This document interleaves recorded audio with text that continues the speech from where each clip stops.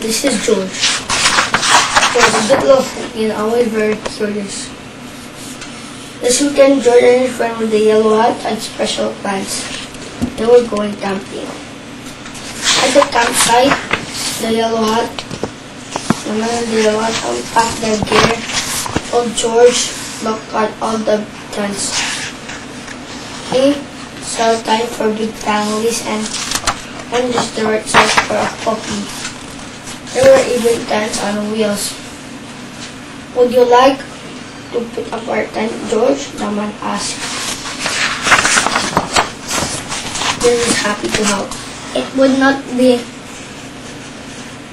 hard to set up a tent, he thought. But it wasn't easy.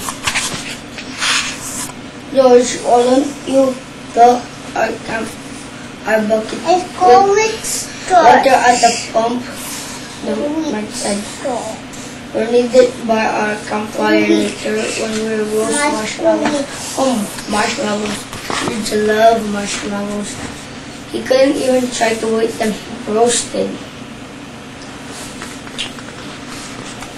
Now don't wander off and get into trouble, the man said.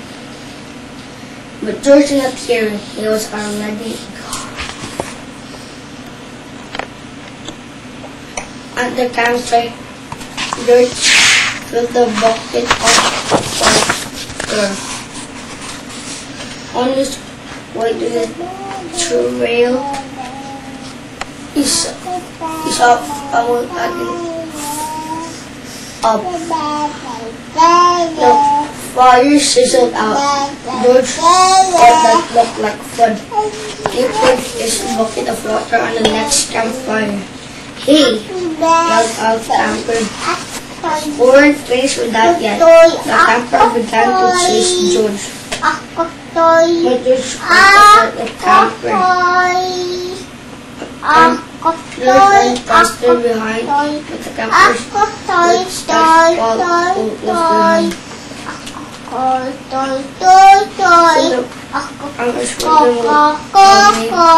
Until they were passing George.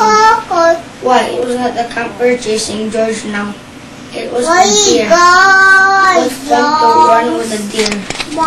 Forgetting about the camper and the marshmallows, George ran after the deer.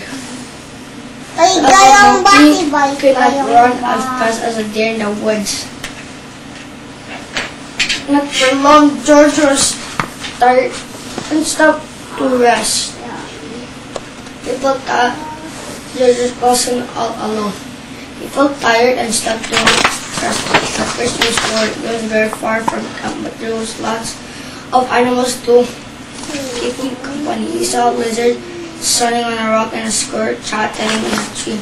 And he saw a black and white kitty looking up from a bush, which was the kitty with his name George. That would put the kitty out. But it was not a kitty, it was a skunk, and it was scared. The skunk lifted up his tail and sprayed. Woo! It smelled awful. George tried to get out from the smell. How could he ever get rid of this awful smell? It was too bad he could not take a bath in the woods. Then George had an idea. He could wash himself into the cold creek. George jumped. He splashed and scrubbed, but it was still smelly, and now it was wet too. George had another idea. He will climb a tree to burn off. If you will climb the tree, would the smell blow away? No. Even giant high up in the tree, George did not smell better. Poor George. He wished he hadn't went far from camp. He wished he were hosting marshmallows with his friend. Suddenly, George had footsteps coming above him. Someone was coming. It was the forest animals. Dad saw some fish here and George saw it too. It was a fire. George had green trouble putting out on the fire, but this fire wasn't in the compound. This was an emergency. Quickly, George climbed down the tree and scooped his bucket. He scooped it full of water in the creek. Then, being careful not to spill, he climbed and swung to branch from the trees. When George used the fire,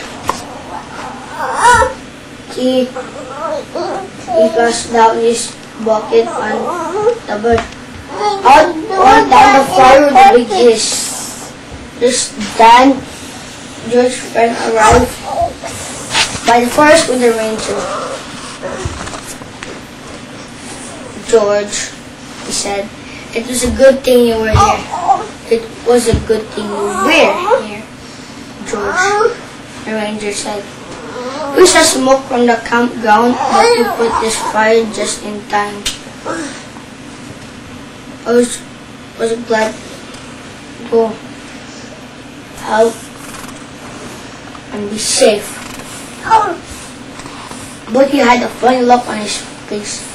George, he asked, what is that smell?